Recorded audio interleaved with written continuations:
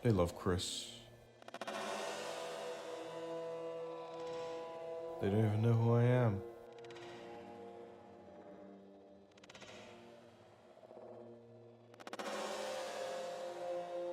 This is my podcast, god damn it.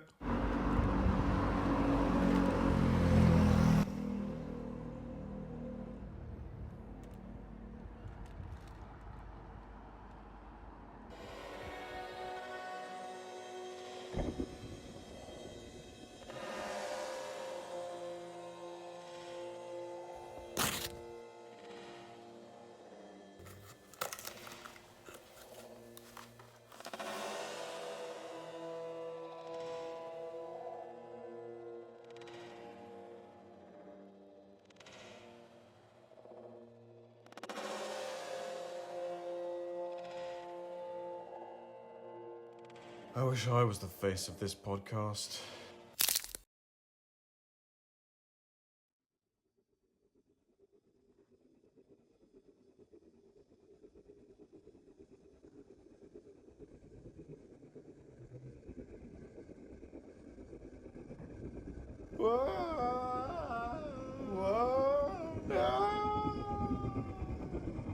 We lost 2 hours of this podcast. Adobe Podcast fucked us. Not much we can really do about it, but it's gone. But from the last 40 or so minutes, we were able to save my footage and everyone's audio. So enjoy what's left of this episode. So we have some questions from the subreddit. I put out a post being like, I got Marat on my podcast. If you got questions for Marat, I can ask him.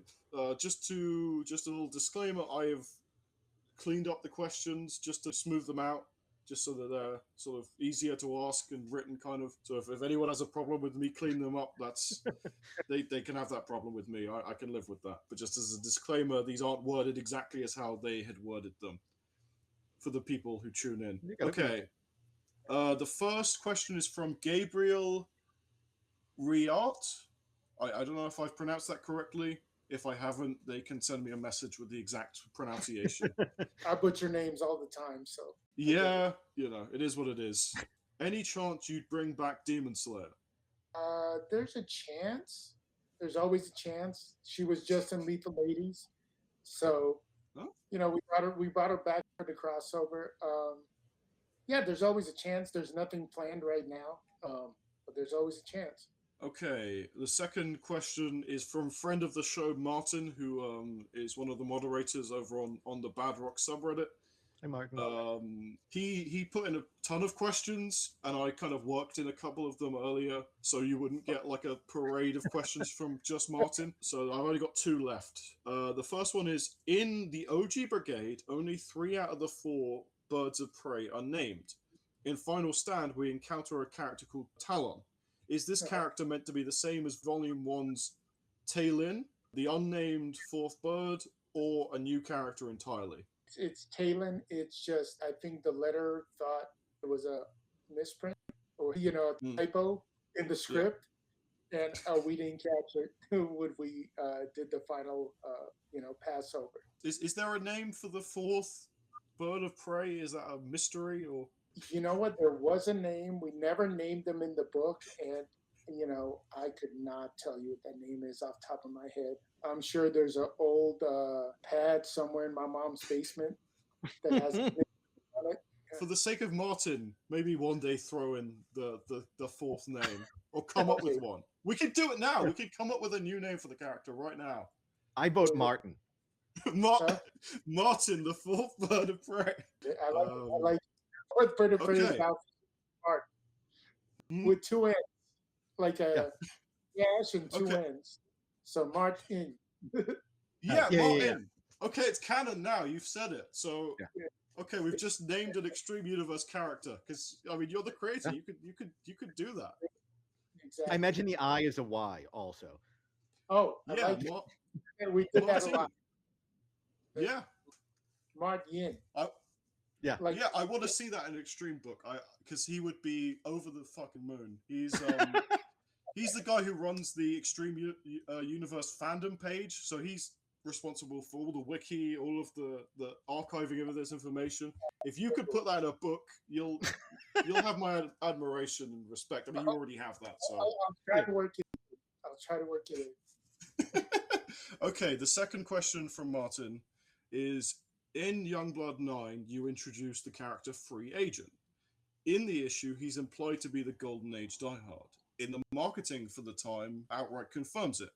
However, in more recent years, Rob has said this is not the case. Is this for legal reasons? Do you still own the character? Will he pop up in the future?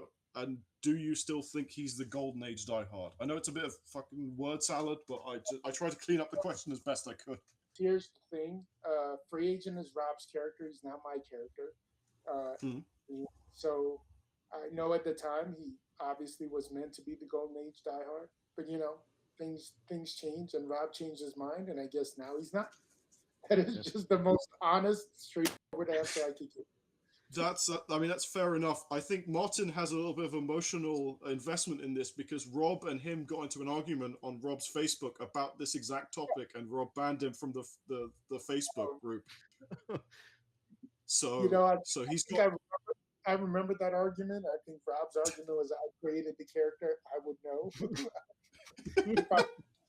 Or that was the gist of it. Yeah, that makes sense. Yeah, I am the only Extreme Universe fan I know who hasn't been banned by Rob on something. I've survived thus far. Rob has a crazy trigger finger on that ban button. He loves to ban people. Like even Chris, the loveliest guy I perhaps have ever met, has been banned by Rob. I didn't read the rules on Whatnot, and then I contacted because I didn't get a shipment on something. I wasn't like rude about it, but I wasn't supposed to contact his through the store. I was supposed to go through the person handling the shipments of everything. And because I said I had to create a second Whatnot account. Like I said, Rob loves to ban people. He's just looking for a reason. If I gave him half a reason, he'd ban me on Whatnot or Facebook or whatever. He'd call and laugh about it, but he'd ban me. Sure. Okay, from Adam S. Messenger. Okay, this is a question I am invested in because I feel I don't have enough of your work. What 3 comics would you recommend for the Marat Mychaels experience if you wanted to make someone an instant fan of your work? Deadpool Corp number 6. Very happy with the way that one came out. Blindside from 2010, 2011. We tried to bring Blindside back through Kickstarter. It was actually one of the first comics to be done on Kickstarter, one of the earliest ones. And we re-released it about 2 years ago, I believe, 2 or 3 years ago, again on Kickstarter. Super proud of that. Adolfo Corona did the inks. It's super solid. And then, the third one. Oh man, that is tough. Man, wow. I got 3 books in my head. It's either let's go with Nightmare number 1. Nightmare number 1. That's some really good stuff. I mean, whatever you recommend, I'm going to be purchasing. Yeah, you're just dictating a shopping list to Lee. Look, I am writing down a shopping list. Yeah, that would be my choices. But like Brigade number 2, the regular series. I think when Seahawk stabs Cabot with the helmet is pretty epic. When I talk to fans, it's one of the most memorable extreme scenes that were ever drawn. So there's stuff. Glory number 1. I mean, different, but I'm pretty proud of that. But those 3, I'm gonna stick with those 3. And if you ask me this question next year, it's definitely gonna be the new Blindside. I mean, I'm excited from the pages you showed off. I'm excited. Last Blood, that's tough. Next question is from the Rear 1961. How crazy was that initial Extreme Studios experience? They were just pumping out book after book. Youngblood, Strike File, Bloodstrike Brigade, Prophet, Supreme Glory, etc. So many titles in just a few short years. I feel like we've covered this, but if you want to add any source to this. It was because it was feeding a fan base that was there. It wasn't like we were just putting books out there, people couldn't get enough. Every time he introduced, like, he introduces Prophet in issue 2 of Youngblood, and all of a sudden people just can't get enough of Prophet, So, and Rob has got all these ideas that he wants to put out there, and people just keep eating it up. And it wasn't like we were putting books out and the response was lukewarm. Like, people love this stuff, obviously Youngblood. But then to this day, I have people that'll come up to me at conventions and they'll go, Brigade was my favorite Extreme book. Or I know people say Bloodstrike was their favorite Extreme book. So it wasn't like we were just putting product out there. People wanted this stuff. And the more we gave them, the more they wanted.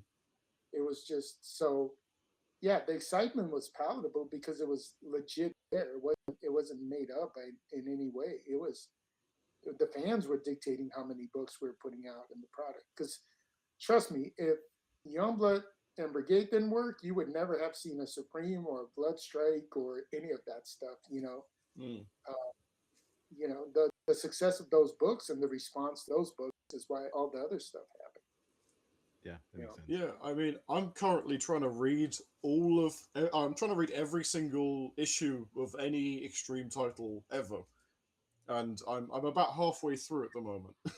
I'm going, but it's just once you got into, like, I guess the 3rd and 4th wave, where it was like the Blood Rules and all that stuff. The I mean, it's a lot. There's over 700 single issues worth of material. Wow. That's a lot. I've read most of the modern era. I'm trying to do classic Extreme, like the original Image and Maximum Press era, and I'm 169 issues through that. I've just finished Extreme Sacrifice. Those awesome pages that Rob did, I laid those out. Those, yeah. I mean, there's I think one of my favorite depictions of Supreme, or at least Mean Supreme, is in that issue. I'm guessing you laid that out, yeah. I laid that whole thing out. I want to ask my personal question, right? Like, obviously, I've asked you a ton of questions, but what is the deal with Petty? The artist? Petty is interesting. He's an interesting guy. I'm just going to speak from personal perspective. A lot of guys have had issues with Rob or, being Extreme or other stuff. I personally have gone along with pretty much everybody. I've never had issues with anybody because usually, like, if you're not my type of person, I'm going to keep you at an arm's length and I'll be cordial, but I don't need to have any real interaction with you. So my interaction with Petty was always, cordial.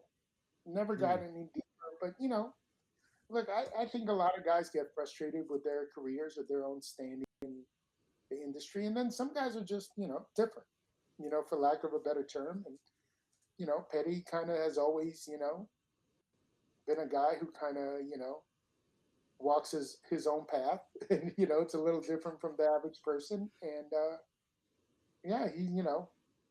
I personally have never had any bad interactions with him, but, he's out there. And, and look, you never know what's going on in a person's personal life, and what's involved there, could be family matters, addiction issues, and I'm not saying it was either or. But yeah, he's just, people just go off. And I met my ex-girlfriend because we were on this site, League of Comic Geeks. I don't know if you're aware of it. But it's like a site where you can log. It's like a letterboxd for comics, basically. And we met because we started joking about. I think it was Petty's first issue of Supreme. It's such like the artwork is so completely insane, like the like crazy bouffant hairstyles, and we just started joking back and forth. Petty has got like a weird and kind of important place in my heart for leading to that relationship. Look, I remember asking to draw that issue, and Rob was like, "No, I want to go for more of a McFarlane feel." And so I think that was kind of, artistically, that was Petty. He was different. Look, Todd was different when he came in. If you look at, when he was doing Hulk and then Spider-Man, like, Todd really had a style that was kind of wonky compared to all the other. You're talking about a time where it was kind of, John Byrne and, George Perez and, Art Adams was probably the most stylistic guy on Marvel's roster or DC's roster at the time. And, Tyler came in and he kind of had those noses that looked like if you fling them, they just go, he was kind of pushing the envelope. And so different can be good. And Petty kind of had a McFarlane-y vibe to it. And he gave it a shot. And, people didn't really take it, but there was fans. I mean, he inked my favorite troll one shot, which is I think it's called Once Upon a Troll, something like that. And it's just the most insane comic I've ever read. Like, I really am fond of those troll, like those bizarre stories where Troll is at a pool table talking to Bad-Rock. I think that's the one cool thing about Extreme is Rob was definitely not afraid to take chances and kind of go left when everybody thought things were going to go right. And, he would put out books like Troll, which were completely different than, the standard superhero stuff that a lot of the other books were, and then you'd come in with a book like Evangeline, which was, completely like out of left field, as all the other stuff. So, he always took his time and was very conscious of, hey, we can do anything we want. It's a comic book. And again, fans will always tell you if they like something or not. So letter columns, right? Yeah. Letter columns. Speaking of which, I'll tell you guys a funny story and you can edit it in or edit it out. So if it's a good story, it's going to be in. So, we used to get, obviously, fan mail and hate mail, fair share. And I remember one day I get a letter and this guy goes, I just want to let you know that you're absolutely terrible. You suck. You're the worst artist ever in comics. I spit on your work. And attached to the letter was a little plastic baggie with a loogie in it, spit. And so he literally gave me a spit in a little bag. That's how much he hated my work. And I remember going to Rob and I'm going, here's one you'll never beat me at. Like nobody's ever hated your work so much they actually spit on it in the mail. So, they never should have let John Byrne send letters, but yeah. Right. Hey, you know what? I will say this about John Byrne. I met the man one time, and it was super pleasant. And towards the end, he found out where I work and who I work for. And he said, well, I feel sorry for you, but, good luck with your career. But I walked away talking to myself because John Byrne and George Perez, my 1 and 2, like my absolute favorites. And I remember walking away going, I never want to talk to John Byrne ever again. I never want to have another interaction because I was able to talk to him. He was pleasant. I heard he was so grouchy and, if you compliment his work, he tells you you're stupid and just all kinds of stuff like that. And I had a really pleasant 10 minutes with him. And even towards the end, found out I worked for Image and Rob, he made a joke, but it wasn't like anything like, oh my God, get the hell away from me. Like, Yeah. And I was like, I had my John Byrne experience. I don't want to ruin it. Like, this is it, And then he sends me spit in the mail. Fucking John Byrne. Yeah. Right. I got a couple more questions. What do we got? I think we've answered this one thoroughly. Kuro J USA asks, when is Blindside returning as a series? 2026, baby. 2026, baby. That's the goal. That's the goal. I want to make it happen towards the fall of 2026. So you should just have us in the background going 2026, just at some point, just shouting from a window. We'll shoot a whole YouTube commercial for it. Yeah. No, I'd happily do a commercial for it. This last person, so we've got one person left, but they've asked quite a few questions, but they're all kind of related to the same kind of theme. So this is Different Metal 9933. Did you follow art school or are you a self-taught artist? Self-taught. Okay. All I wanted to do was draw comic books, and at that point, there was no comic book courses or anything like that. The only thing is, I took some life drawing classes at a local community college, but it was all self-taught. Okay. The second part of this kind of like four-part question was by which artist or artists were you influenced or inspired? George Perez, Frank Miller, John Byrne, Art Adams, Paul Smith, and Mark Silvestri those were the Yeah, I guys. mean, I can see all those influences, you know. I was definitely layouts and stuff like that. I was definitely influenced by Rob and Todd. And Todd, the big shots, the anchors on a panel. Paul Smith was the guy that made me fall in love with comics. Then I transitioned to John Byrne pretty fast. Then I discovered George Perez and Frank Miller. And then Silvestri, I was just always enamored by his the way his figures stood and moved and the fluidity of him. And just to this day, he is, in my opinion, if not the best. Him and Neil Adams are two of the best illustrators that ever worked in comics. He is just so good at everything. There's just from rendering to, I could gush over Mark for hours. So yeah, I mean, I think anyone could. I've done it to a face. So like, yeah. A Batman Joker story recently. Yes, yeah, that amazing. Still just gorgeous, amazing work coming out of the man. His Youngblood 100 cover that he just did. Yeah, out today. Yeah, Rob showed it to me about a week or 3 weeks ago. He called me and he goes, "Are you in luck that you answered the phone? Because you did. I'm gonna show you." And I was like, "Oh my god! Like this is amazing. Like he's so good." Yeah. Okay.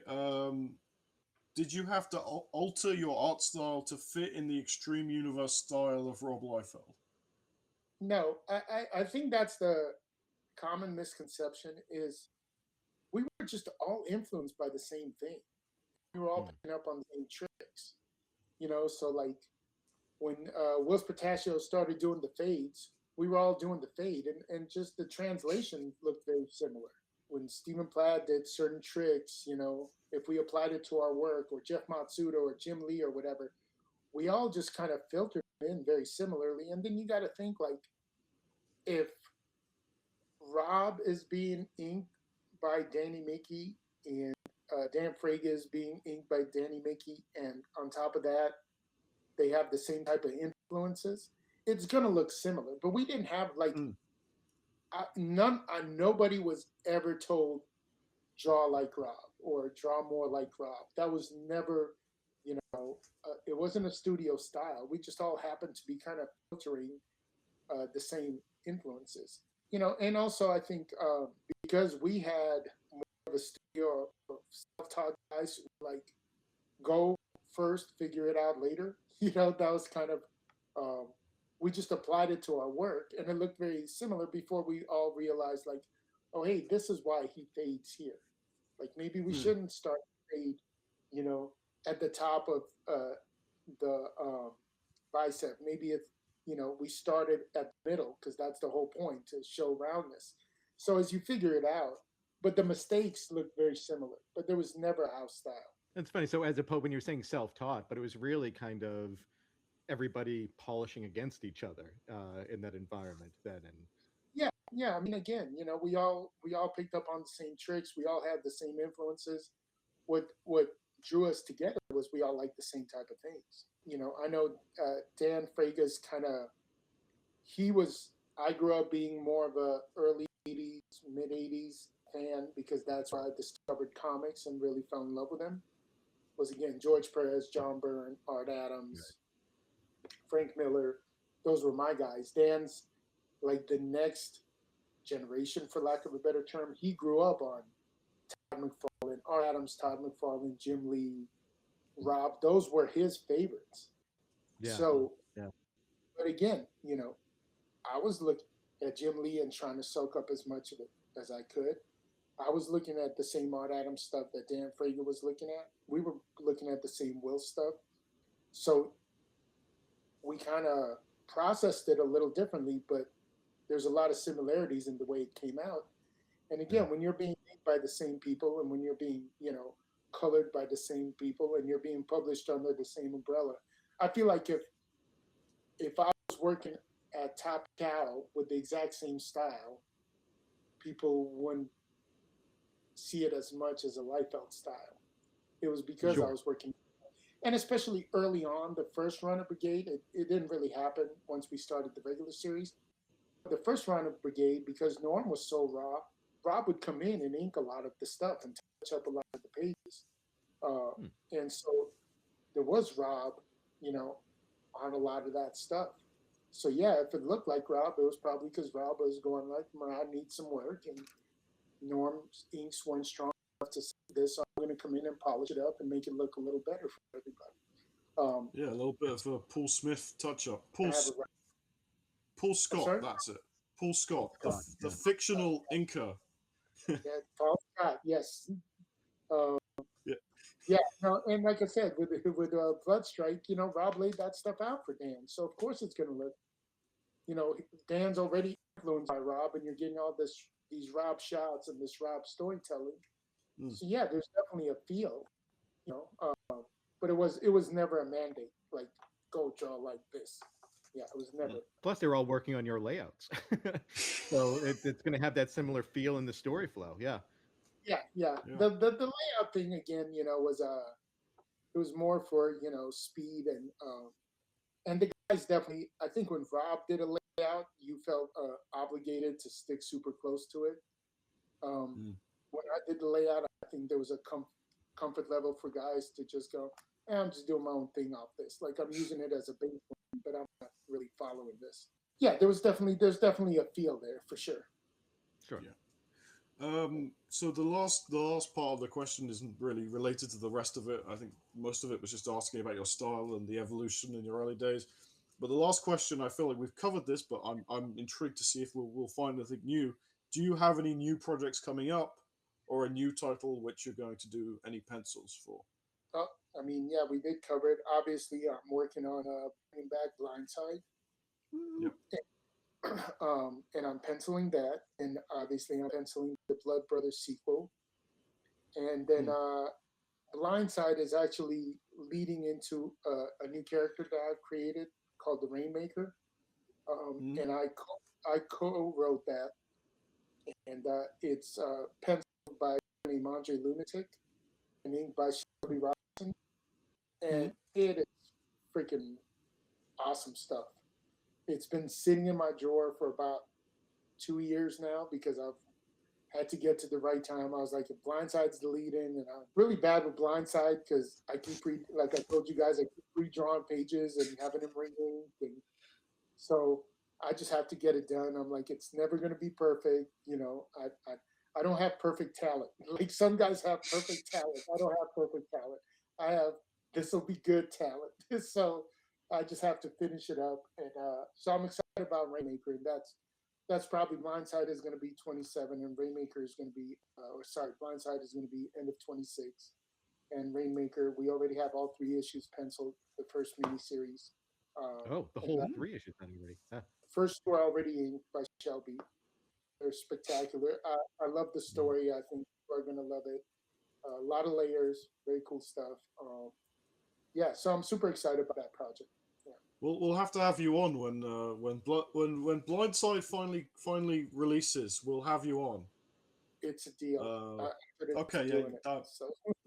I look forward to that. Hopefully, we'll be a lot less janky and we'll have a proper setup by then, and we can really kind of push that episode. I'd love to have a more refined podcasting setup when we next have you on. Different Metal also put, P.S. These questions are coming from a fan who was reading a lot of your comics in the 90s and has picked up the hobby again last year after a 7-year hiatus. Well, I'm glad you're back in the hobby, buddy. I always love when guys come back into comics. Yeah, I mean, I've been reading pretty much consistently since I was about 10 or 11. I got into comics with the Sonic comic from Archie. Yeah.